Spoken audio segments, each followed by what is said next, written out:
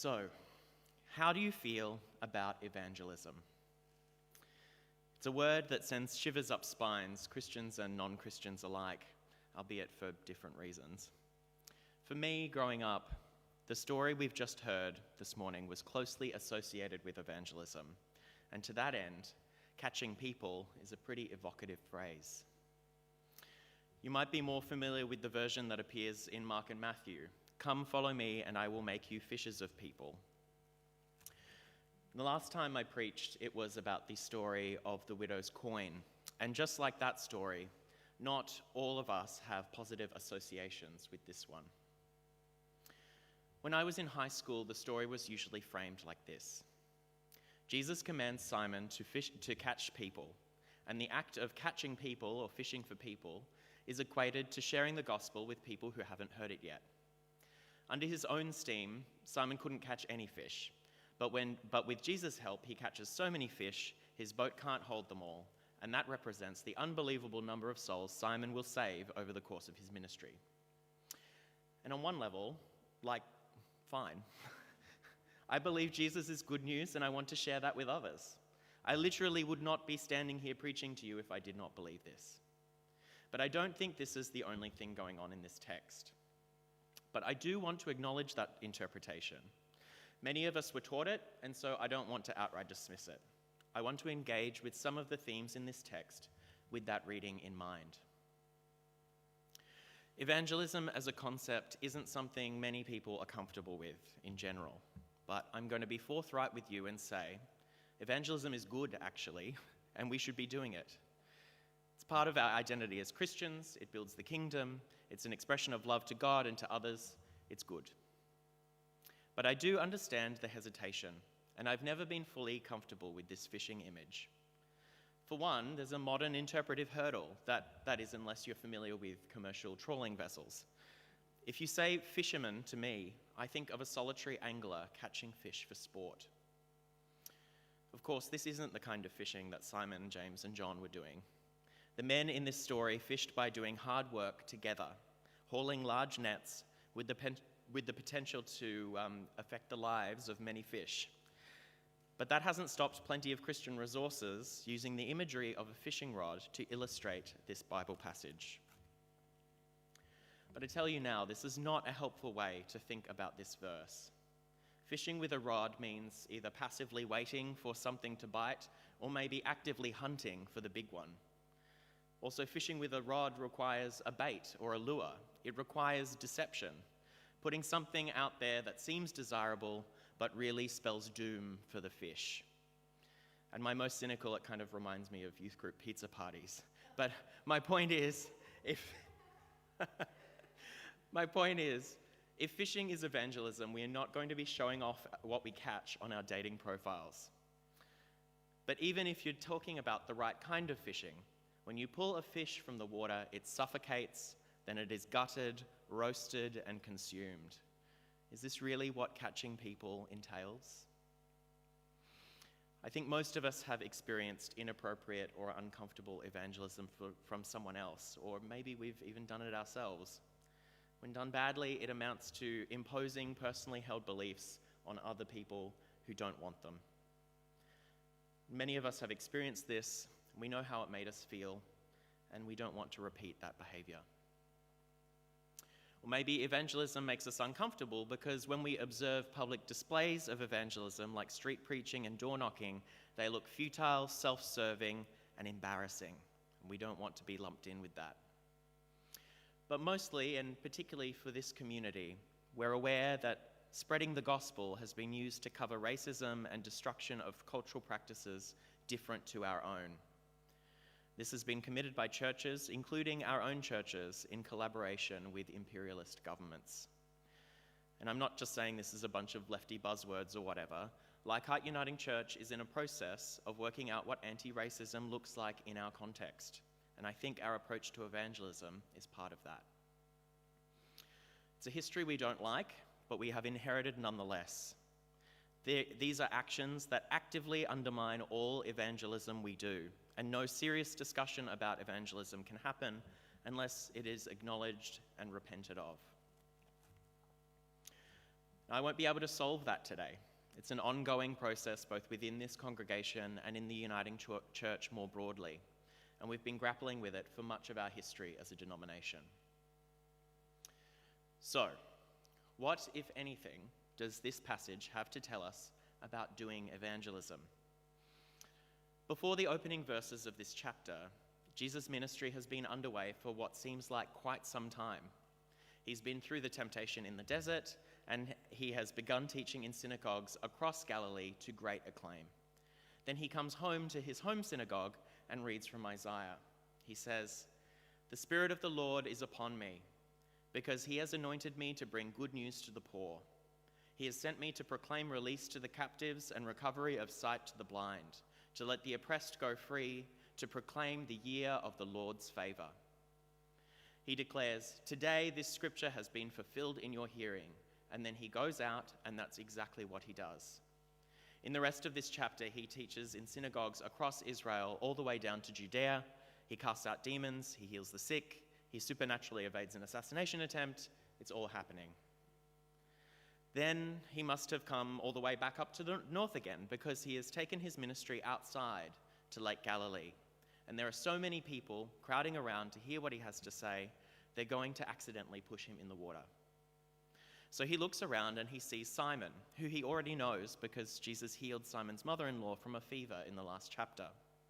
So even though Simon is tired from working all night, he agrees to push the boat out and let Jesus use it as a pulpit. See, Jesus is in full swing before he even calls his first disciple. God is at work in the land regardless of whether you decide to follow, and God is kicking goals. In the best possible way. God doesn't need you. And I'm not saying that to be mean, I'm saying it because it's a relief. I remember feeling enormous pressure as a teenager to win souls for Christ and evangelize every person I meet, because I might be the one person in their whole life willing to tell them that story and put that choice before them. But this is not what we see depicted here. Jesus has been at work for a long time. I no longer believe that the eternal fate of particular people rests on a scale that I have the power to tip one way or the other. But I will say, this belief needs to be balanced with what Paul teaches about us being Christ's body in the world, and that God acts through that body. Just because God doesn't need you doesn't mean you're off the hook, so to speak. We'll cover that later. So after he's finished teaching, Jesus says to Simon, "Push out into the deep water and let down your nets." Simon complains that he's tired from working all night with nothing to show for it, and God, ain't that the truth. But Simon is obedient and agrees to cast his nets one more time. Here's a fun fact. Rome was a bureaucratic society, and that meant fishing licenses. This is an emerging field of research, but Professor Alicia Batten from the University of Waterloo writes that a license had to be purchased from the empire in order to access the fish in the lake. By imperial law, the lake and everything in it belonged to Caesar, and access to those resources was expensive. Peasant kinship groups would likely have to all pitch in for a single license and then split the takings. This would have meant fishing was a communal activity. There were no sole traders paying for a license to catch fish with a rod. Then the empire would tax a portion of the catch, and then they probably taxed the money earned on what was left. Simon didn't catch anything that day fishing in Caesar's lake. But when Jesus tells Simon to cast the net one more time, he catches enough fish to sink 2 boats. Jesus demonstrates that this lake doesn't belong to Caesar. It belongs to Jesus. Jesus is Lord, and Caesar is not. Simon gets the message. He falls to his knees saying, "Go away from me, Lord, for I am a sinful man." And Jesus says, "Do not be afraid. From now on, you will be catching people." And as soon as they bring their boats to shore, Simon and James and John leave everything and follow him. Jesus may have already been at work in the world, but he invites Simon to be part of that work. He says, "Come be part of what I'm doing. Don't catch fish for Caesar. Come do that work with me instead." So, who are the people Simon is catching? What work is Jesus undertaking? Remember what he declared in his home synagogue? Good news to the poor, release to captives, sight to the blind, the oppressed go free, year of the Lord's favour. When we drum at protests calling for justice, that's evangelism. When we lobby the government for affordable housing in the middle of one of the most expensive housing markets in the entire world, that's evangelism. And when we call for equality of LGBTIQ people and for climate justice in the name of Christ, that is also evangelism. It's a pretty standard mainline take. Social justice is evangelism. But the evangelicals are right too. Sharing the gospel with other people is evangelism, and it's as good and as right as activism. I work for the ABC, and back before the pandemic, I was at an ABC Pride function. Now, my workplace has, I would say, a mostly undeserved reputation for being anti-Christian, but in my experience, there's a grain of truth in it, at least for some parts of the organisation. And it wouldn't be a stretch to imagine that one of those hostile parts would be the Pride lobby. And that is the assumption I went into this event under. LGBT people have every reason to be skeptical of any Christian they meet. So it was a little awkward when I would meet someone new and they would ask me what department I work for. And I'd say, the Religion and Ethics Department. And they'd say, oh, that's interesting. Are you religious yourself? And I'd say, yeah, I am. I go to Leichhardt Uniting Church. I go every week. And inside I'm thinking, how are they going to respond? But I had nothing to worry about. I think it gave people permission to open up about things they hadn't spoken about in a long time.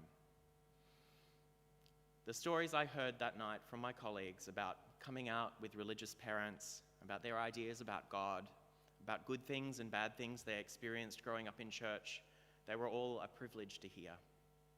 And the questions they asked me, does your church know you're gay? How did you find a religious community that's LGBT affirming?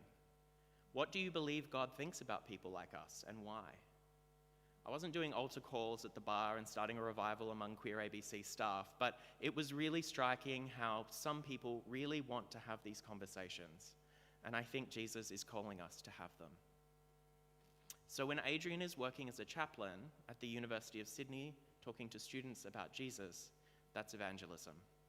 Being open about going to church when you're at work is evangelism. Inviting friends to come with you to church is evangelism. This is what I say to you. Proclaim the gospel and see what happens. You're not personally responsible for reeling in the big one. You have crewmates, and God is already at work in the world. Jesus invites us to take part in that work, and we have the privilege to ask others to join in that work too.